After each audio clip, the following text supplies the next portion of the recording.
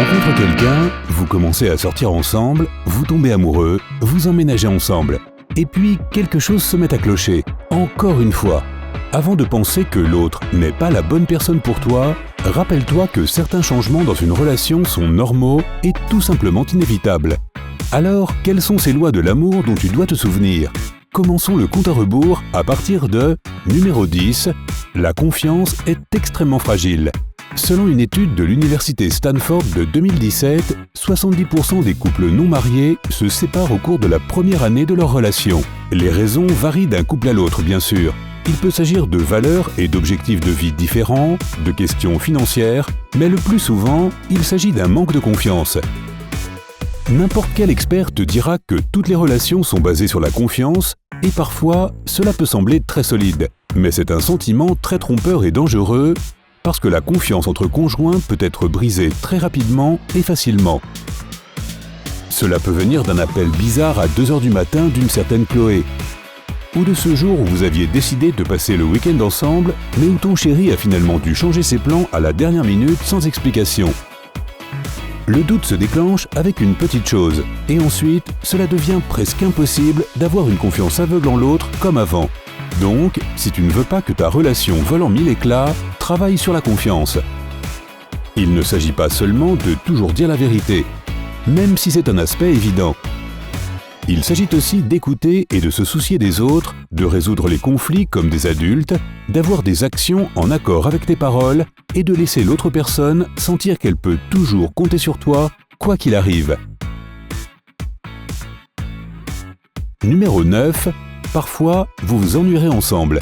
As-tu déjà remarqué que les couples dans tous les films romantiques font tout ensemble et ne s'ennuient jamais ensemble ?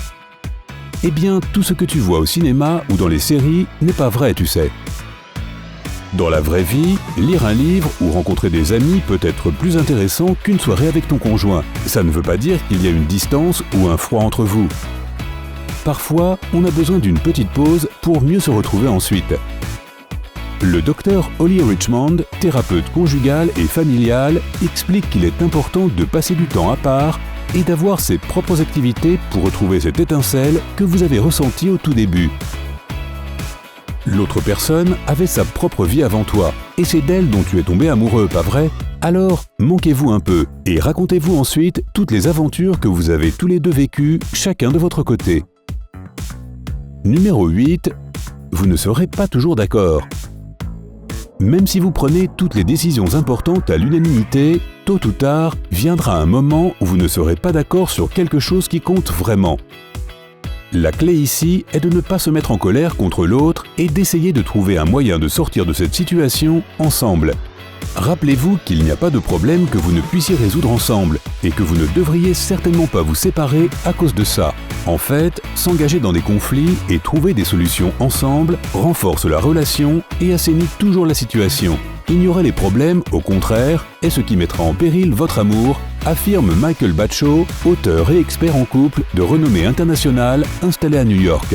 Numéro 7. Le mariage et les enfants ne sont pas une décision, ils représentent un défi. Beaucoup de gens croient à tort que le mariage renforcera leur relation ou que les enfants peuvent combler l'écart entre les conjoints. Cependant, le mariage et la parentalité sont au contraire des défis très difficiles et tout le monde passe par ces difficultés. Tu apprendras à être un bon conjoint et un bon parent, tout comme tu as appris à faire du vélo. Oui, tu es tombé plusieurs fois, mais ça s'est amélioré avec le temps, non ? Bien sûr que oui. Numéro 6. Vous ne serez pas tout le temps attirés l'un par l'autre.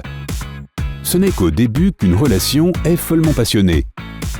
En 2003, des chercheurs américains et européens ont décidé de déterminer la durée exacte de la passion. Ils ont interviewé le nombre incroyable de 1761 personnes qui se sont mariées et sont restées ensemble pendant 15 ans et ont découvert que la passion dure en moyenne pendant 2 ans. Quand elle disparaît, la vie amoureuse devient plus calme. Cela peut parfois devenir un problème, mais il est important de se rappeler que c'est tout à fait normal et que cela ne veut pas dire que vous n'étiez pas fait l'un pour l'autre. Très souvent, la période de lune de miel revient même après quelques années, lorsque vous entrez dans une nouvelle phase de votre vie de couple. Numéro 5. Tu te sentiras parfois seul. On pourrait croire qu'une relation, et surtout un mariage, est l'inverse de la solitude, mais ce n'est pas exactement vrai. Parfois, tu te sentiras seul et tu auras l'impression que personne ne te comprend ni ne se soucie vraiment de toi. Eh bien, ce type de pensée est tout à fait normal si tu le ressens de temps en temps, et cela ne signifie pas que ton mariage est un désastre ou que ton conjoint ne te donne pas assez d'amour.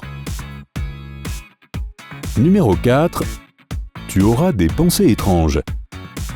Devrais-je divorcer? Aurais-je pu être plus heureux avec quelqu'un d'autre? Ce genre de pensée peut survenir même chez les couples les plus heureux. Les gens pensent souvent à ces choses la nuit ou lorsqu'ils sont seuls. La meilleure chose à faire est de les ignorer. Le docteur Martin Seif et la docteure Sally Winston comparent les pensées non désirées en pensées indésirables qui te traversent le cerveau. Ce sont des éléments parfaitement normaux dans le flux de la conscience et si tu n'y prêtes pas attention, ils partiront tout simplement. Numéro 3. Vous perdrez la connexion de temps en temps. Quand tu aimes quelqu'un, tu sens que vous êtes faits l'un pour l'autre et que ton âme, ton destin et ton cœur sont complètement connectés à la personne que tu aimes. Ce lien devient si fort que tu peux même lire dans les pensées de l'autre et finir ses phrases. Tu as des papillons dans l'estomac, mais parfois, tout d'un coup, cette connexion semble disparaître. Rappelle-toi que c'est parfaitement normal, tu n'as donc pas à t'en soucier. Nous avons tous de mauvaises journées de travail gâchées par des échéances et des petits épisodes ennuyeux de la vie quotidienne qui nous font tout voir en noir, comme un pneu crevé par exemple. De temps en temps, nous tombons aussi malades. La meilleure chose à faire est d'attendre la fin de la tempête et de laisser les papillons revenir. Numéro 2. Vous allez vous faire du mal. Voici une vérité particulièrement dure que tu dois accepter. Personne ne peut te blesser plus que la personne que tu aimes. Tu prends ces mots à cœur plus que n'importe qui d'autre. Au milieu d'une dispute, ton conjoint peut aussi te frapper là où cela fait le plus mal.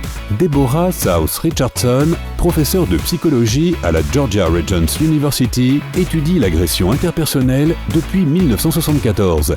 Elle classe les mots blessants en différentes catégories: l'agressivité directe, les cris, les coups, les confrontations. Elle conclut que les gens se montrent le plus dur envers leurs frères et sœurs et les personnes qui leur tiennent à cœur.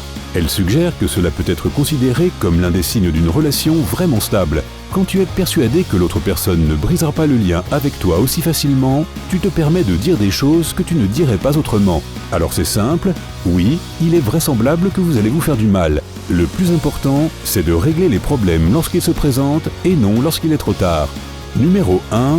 L'amour ne peut pas survivre tout seul.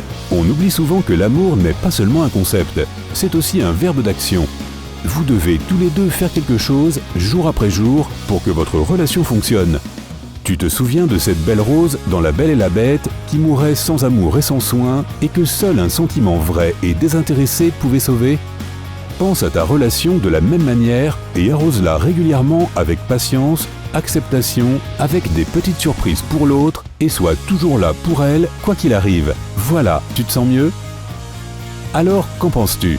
As-tu vécu l'un de ces moments dans ta relation? N'hésite pas à te confesser dans la section des commentaires ci-dessous. N'oublie pas de donner un j'aime à cette vidéo, de la partager avec tes amis et de cliquer sur s'abonner pour rester du côté sympa de la vie.